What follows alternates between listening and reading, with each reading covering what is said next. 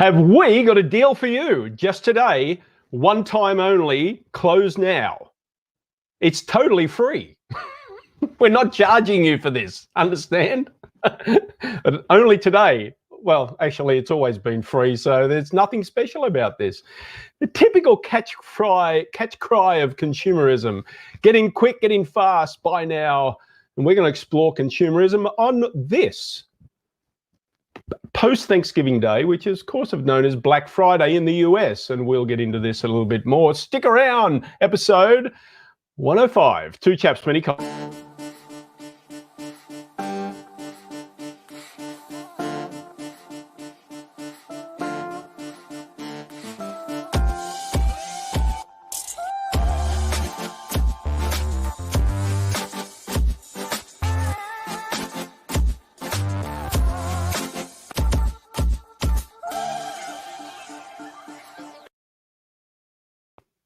So it wasn't even ready for me to finish. That's how quick we wanted your non-money. that was me, the hobby director producer. Hit the intro too soon. I didn't know that. Thought you were done. Sorry about that. I was. I really should have been. I should have given it up long time ago. But here we are. Yes, it's free. It is free. Free only. Get it now while it lasts. This deal is so hot. You need it right now.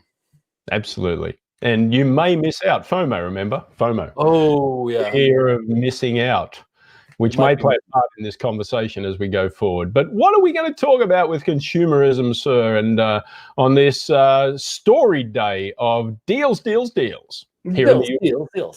Well, I thought about this a little bit, and I was going through my newsletter list, and I was ready to program a newsletter that I've done in the past years. And I was about to send out a newsletter to my list about, hey, it's Black Friday, Cyber Monday, deals. And I didn't do it. And there's many reasons, there's personal reasons, but I didn't do it mainly because this year it doesn't feel right. Sometimes it doesn't feel right to me at all because I come from a different culture that looks at consumption a little different than the US does. However, I do come from a culture that is also quite consumerist and retail therapy and go get it now and deal, sale.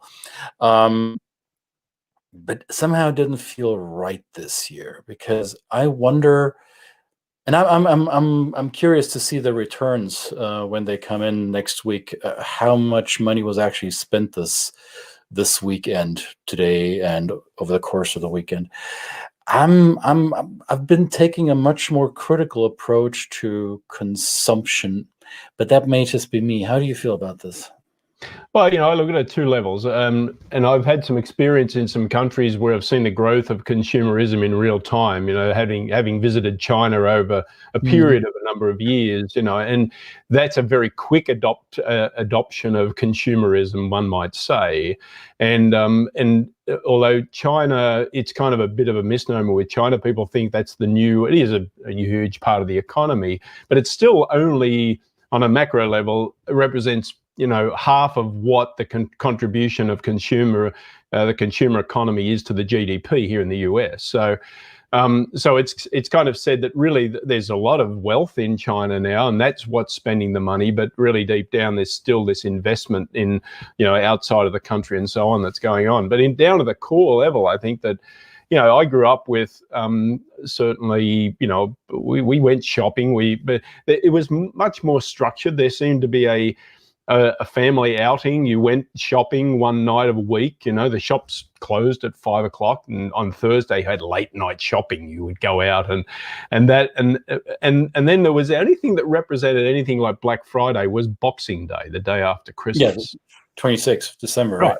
Yeah. And people would line up at like crazy hours in the morning to go in. So it's kind of always been around. I'm talking, and I did that. I did that once and swore never to do it again. So.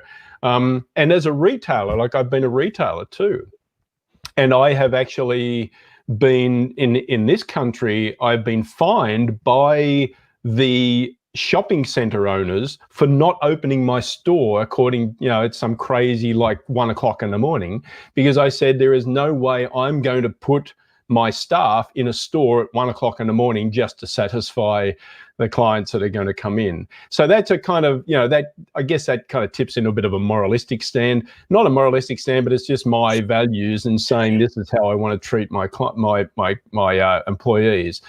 But I still bristle at it a day after Thanksgiving, where we give so much thanks for what we've got, and then we go out to get more stuff that we, what's the old saying? We spend money we don't have to go and buy stuff we don't need to impress people we don't like. Yeah, there's probably some truth to this. Now, and I mean, this topic goes basically at the core of our economic system, which is based on consuming, on demand and supply, and on, well, capitalism, right? Whether it is the unencumbered, mostly unregulated capitalism we see in the United States, or whether it is the capitalism we see in other so-called Western nations, where there is a free flow of goods and services and free access to it, and where the continuous demand by the consumer is actually driving production, is creating value in a sense. So we can discuss, and I'm not an economist, we can discuss this until the cows come home, where does a healthy consumption end, and where do we enter the terrain of really bad overconsumption, of spending our resources way past the allotment that we have on this planet. And that's in a time when we are discussing there's a pandemic, we have a global economy. The pandemic that we're experiencing now may very well be enabled or caused by the excess that we see through the global economy. And Fridays for Future, some of you might remember, where young people took to the streets before they had to stay at home and wear masks. But the climate change isn't going away, so all of these factors play into this. So how much consumption is actually good for us, and where can we as individuals draw the line, and how do different value systems, how do different cultural predispositions affect that? So for me, the first time I came to the United States from Central Europe, I was surprised at the huge amount of consumption options that I had. Right, there was much more on display. There was much more being offered to me and asking for my money, and to me, that was a new experience. And many first-time visitors to the United States to this day, I think, feel that way, because there is, compared to what they see or what they have available in their native markets, there's quite an overwhelm of consumption offering here in North America. Wouldn't you agree? Yeah, I think what struck me coming to this country, even though, and people still struggle with this today, when you come to a new country, you're often confronted by the boundaries that are put in place, or the hurdles that are put in place by not having credit history here. So it affects, forgetting borrow money, but it affects how to get housing and just renting and things like this, getting a cell phone, getting electricity on, right? Mm. But what I found here, but I always comfort these people, and I say, look, it won't be long before in your mailbox pretty soon turns up these free offers of credit. And quite soon after being here, after a few months, I started to receive these, literally being offered thousands and thousands and thousands of dollars of unsecured credit to go out and spend it on whatever I wanted to do, with no guarantee that I was ever going to pay it back, because these people were just throwing money at me. Yes, it was a higher, it was a pretty high rate, but I think people, this is I guess if there's one thing about the pandemic, it has shown that there's much more, people are actually saving more money now. So, but how long will that last, right? Now, does that mean that it would necessarily go away? The ease of access to credit kind of put people in a lot of bind, right? There's a lot of kind of superficial success. that can come with that, where people are really stretched to the hilt. Whereas people come from cultures and they say, well, they were brought up either without access to credit at all, didn't have the ability to borrow money, therefore they had to save their money to pay cash, or it was just not, it was fairly new. So when they come to the US, they're confronted by it almost is enticing, this abundance of a honeypot that you can dip your fingers into. Well, and it feeds into this promise of the U.S. being a promised land for many, the land of opportunity and abundance. And I think having grown up in Germany during a time when there were two parts of Germany, one with a completely different political and economic system than the other, and then having experienced the two countries being reunited and finding ways to reconcile the two different paths into a common future. It became this, well, capitalism won the Cold War, defeated socialism and communism. That's the narrative. However, now we're in 2020. We're 30 years after the fall of the Iron Curtain, after the end of history, as some said back then, and we find ourselves in a world that may recognize or may have to come to terms with the fact that our resources are in fact limited, and that we do need to find a way to make sure that future generations are still able to make a living and have the resources on this planet to go about their day, right? So I'm a bit skeptical how much uncontrolled and unregulated capitalism and this consumer-driven economy, demand, I want to buy, I need to buy, hey, here's a deal, get this now while it's hot. I'm not sure how sustainable that is, but that's me, that's my opinion, that's how I approach this topic. And I do find myself looking back and being quote-unquote guilty as charged. I did go out on a Black Friday, maybe even in the wee hours of the morning of a Black Friday, just to be the first in line, because there was the promise of a certain product that I wanted to have at that special deal. I've been through that. Yeah. And did it make me any happier? I don't know. In hindsight, questionable. Yeah, that little rush of adrenaline, right? Patricia, as always, here. Thank you again. Happy and safe holiday weekend to you, Patricia. Thank you again for joining. Not doing Black Friday deals, and giving again. Gathering global friends on Zoom, right? This is, and I spent the whole morning doing this. It was fantastic, by the way. Just a little aside.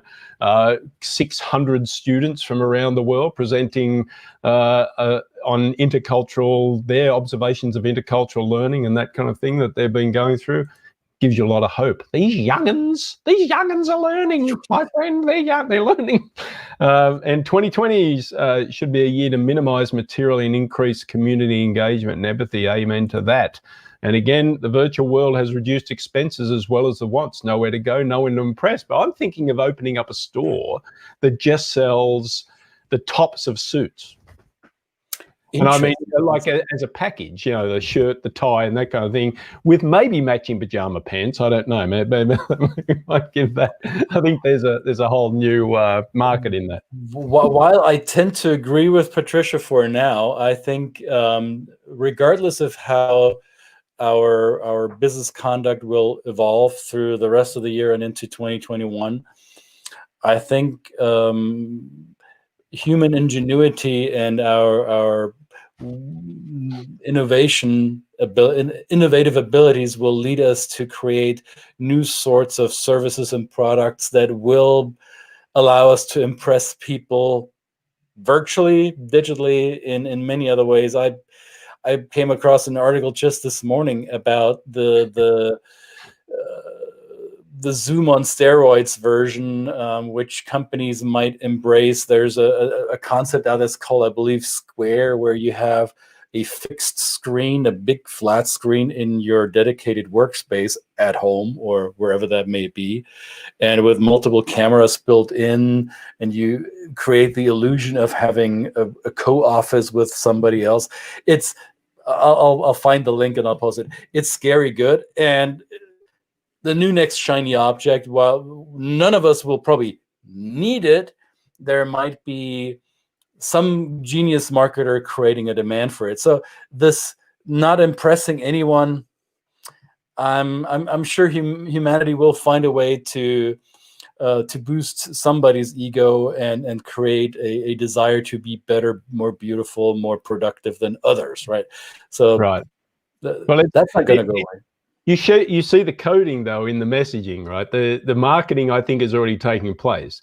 Like they're taking a step back and saying, if you don't use all these wonderful whiz bang tools, by the way, I'm a sucker for this stuff, so I know I'm like ripe for the picking for some smart marketer that comes along. I'll try the latest tool. Yeah, this dude. But you know, the messaging is you need to provide the very best in the virtual experience for your clients and your customers, and so therefore, without this tool, you're going to be boring and you're not going to be able to compete with your fellow colleagues that do the same job. You see this stuff happening all the time, and while I'm all for, you know, making it a really good experience for my clients and that kind of stuff, I did this stuff like a year ago and before this, you know, and I thought I was pretty good at it. I still think I'm pretty good at it. That's kind of, you know, it sounds egotistical, but it actually really, you know, are we going to forget, just like we do when we buy too much stuff to satisfy our own needs, are we going to actually forget the people we're actually trying to serve? And in this case, the people we're trying to love, and to your point, the planet we're trying to look after. Mm. Remember, yesterday we talked about thankfulness, gratitude. So as you become aware of the things you're happy about and grateful for, it may dawn on you that this shiny object that seems so attractive, you may not actually need it. Maybe you do want it, and maybe you are going to get it. I'm not going to judge you for it. I might just get me something today or tomorrow because I might need it. Literally, our dishwasher broke down. So, hey, we might need a replacement gadget. All right, so be it. Yeah. Hey, you want to see my hands? I've been Thanksgiving dishwashing. That was me, right? All right. Well, absolutely. But that I think there's a difference between something that we truly need or that will improve our day to day because it's something that will make our lives better or more enjoyable or make a workload more bearable. And then there is the unnecessary stuff that's being hawked and dangled in front of our faces like a carrot. So it's the mindfulness that comes with being grateful may hopefully carry over the weekend, so you remember what you're grateful for and think about, is this something that I truly need, or is this something that I only want, as Brett said, to impress the people that I don't really care all that much about? That's right. And remember, Giving Tuesday, isn't it? It's Giving Tuesday seems to be like tacked onto the end of this because there's Black Friday, there's Small Business Saturday. Is that now, or is that another time of the year? I don't know. But Monday is like the online, right? They promote that as online Black Friday. And then on Tuesday, we decide after all that, if we've got any money left after blowing it on everything else, we might give it to other people that are a little bit in, you know, again, I'm being sarcastic because I see that as back to front. You know, why isn't it giving on Friday? Like, we give thanks and then tomorrow we give to other people who might need a bit of a leg up in society. And then if we've got stuff left over, hey, you know, you deserve it. People work hard, and we get that. But it is what it is, you know. I also want to remind you, if your billfold is really itching to get out of your back pocket or your purse or wherever you keep your money, if your credit cards are burning up in your wallet, by all means, go ahead and spend like crazy. Keep one thing in mind, though. As you're responding to marketing, ask yourself who's doing the marketing, who's doing the messaging. Oftentimes, it's those with the deep pockets. So since it might be Small Business Saturday, I don't know. Brett said it was, so blame him if it's not true. But, as you're thinking about this, there's ways you can support the economy by shopping local. Every dollar you spend in your community stays in the community if you don't shop with the big boxes and the megalomaniac conglomerates. And I believe I'm a strong proponent of that because I come from a family of small business owners, that you can support small business even without spending a dime if you don't want to. You can like their social media profiles. You can tell a friend about their impeccable product or service. Like, you could tell your friends how great this show is. You tell everybody how awesome Brett and Christian are, and you could get on our newsletters. You could write a comment in the comment box on any of the social media profiles. None of this will cost you a penny. It may cost you a little bit of time. However, it will float our recognition on the interwebs and maybe lead to a customer for us that does not buy from us because they feel like they want it and they want to impress somebody. No, because they recognize that many of us provide actual value. So selling and marketing in and by itself are not bad. So if you got the impression that this is my position, then nope, that's not what I meant to say. But as you consume, maybe consume mindfully. That's my bottom line for today. Amen to that. Amen to that. Absolutely. Meantime, good weekend ahead. This is episode 105.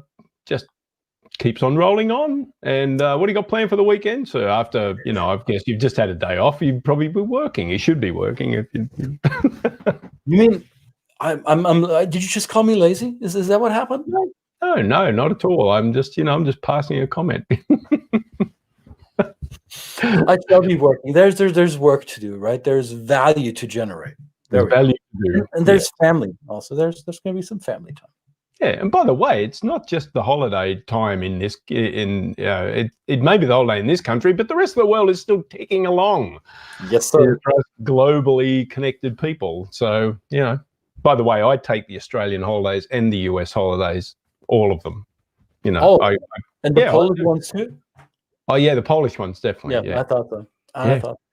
Yeah, that's good. That's a good thing of having a cross-cultural family too. You get to take them all. And they don't cost you a cent if you take it. All right, my friend, thank you very much. Have a wonderful weekend, everybody. And we will be back next Monday, all being equal, to see you again with another topic. Bye now. Bye now.